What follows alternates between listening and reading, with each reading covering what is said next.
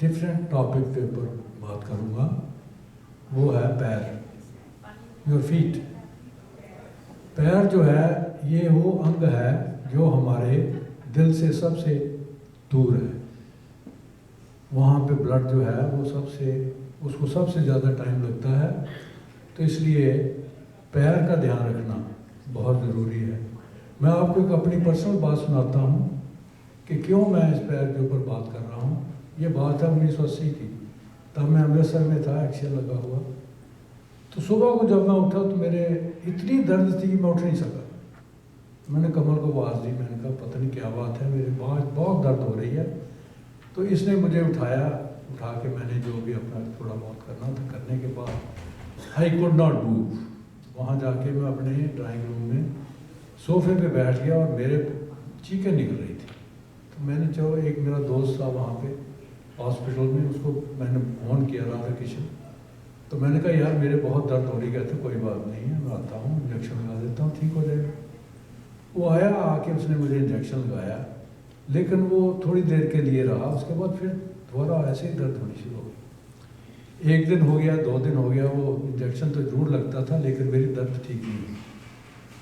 तो ऑफिस में नहीं जा रहा था, ऑफिस का काम भी ख़राब हो रहा था। तो लोगों ने पूछा कि क्या बात है, हमको क्या हुआ। तो वहाँ बात फैल गई कि हाँ सियाद के पीठ में बहुत दर्द है, तो वो इसलिए नहीं आ रहा। कहते ये क्या बात है यार, कुछ भी नहीं। तो एक मेरा दोस्त था वहाँ पे, मेरा क्लासमेट था, उसका भाई था। वो कहता सियाद मैं आपको एक बात कहूँ, आप मानेंगे? मैंने कहा हाँ। कहता आप मुझे कुछ काम करने दो, उसके ऊपर बोलना कुछ नहीं। मैंने कहा ठीक है। तो थोड़ी देर में वो अपने साथ एक आदमी को मोटरसाइकिल पे लेके आ गया। तो मुझे अंदर आके कहता ये आप बताइए इनको क्या प्रॉब्लम है। मैंने उसको बोला कि मेरे बहुत दर्द हो रही है पीठ में। कहता ठीक है। कहता ये आप अपने जूते खोलो। मैंने जूते खोले और उसने पैर की नस एक दबाई उसने मेरी। वो कहता जी अब उठो। मैं उठा। कहता है दर्द है? मैंने कहा नहीं। कहता ये इसको घुमाओ, सब कुछ करो। मैं बिल्कुल I became normal by just pinching one nerve in my feet. तो वो वहाँ के आपको शायद जो पुराने लोग हैं उनको मालूम है कि अमृतसर में पहलवान हुआ करते थे और उनमें ये हुनर था कि वो प्रेशर पॉइंट्स को जो है ना उसकी वजह से उसको ठीक कर देते थे। तो उसने मेरे वहाँ पे उस दिन थोड़ी सी मालिश की, थोड़ा दबाया और एक पीठ के ऊपर जहाँ मेरे थे उसके ऊपर कुछ लेप सा लगा के वो कॉटन लगा दिया। कहता है जब 2 दिन के बाद मेरे पास दुकान पे आना क्योंकि बहुत रश है, आज तो मैं स्पेशल आ गया हूँ। वो फ्री लेता था, वो 1 पैसा भी नहीं लेता था किसी से भी। वो कहता है ये मेरा हमें शफा मिली हुई है, मैं इसके लिए कुछ नहीं करूँगा। तो उसके बाद मैंने 2-3 बार मालिश और की, आज तक मेरे दर्द नहीं हुई कभी भी।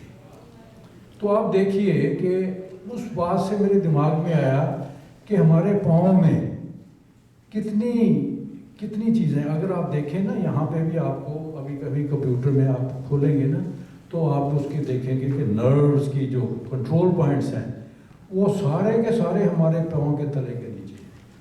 पाँव की जितनी उंगलियां हैं उसके नीचे आप देखेंगे छोटे छोटे पॉइंट्स हैं। उनको आप दबाएंगे तो किडनी के लिए है, कोई हार्ट के लिए है, कोई आइस के लिए है, कोई हार्ट के लिए, कोई मतलब सब तरह की जो चीज़ें हैं ना वहाँ पे, ये समझ लीजिए कि वो हमारा एक कंट्रोल पॉइंट है और उसी को ही हम ध्यान नहीं देते।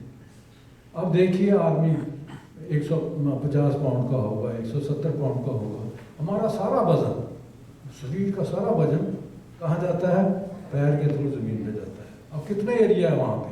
9x3 27 स्क्वायर इंच एक और 27 स्क्वायर इंच एक, 54 स्क्वायर इंच से वो सारा हमारा जो वजन है वो ज़मीन में जा रहा है। तो पाँव को कितना काम करना पड़ता है, कितना उसके ऊपर। इसी तरह वो जो सारा वजन है वो हमारे घुटनों के बीच में से जाता है।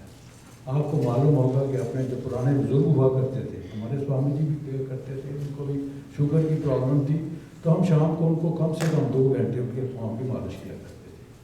तो उसका यही रीज़न था कि जो हमारे पॉइंट हैं वो सारे पैरों में हैं और उनको जितना भी हम उसकी मालिश करें, जो लेडीज़ हैं कई बार वो पेडिक्योर के लिए जाती हैं, उसके लिए उसकी सफाई करते हैं, सब कुछ करते हैं, नहीं तो आप अपने घर में भी उसको कर सकते हैं।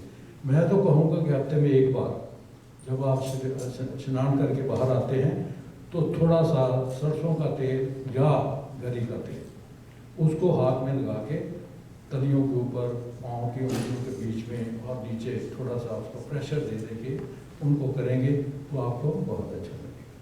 सो इसके ऊपर तो और भी बहुत कुछ कहा जा सकता है, लेकिन आज मैं इतना ही कहूँगा। Thank you.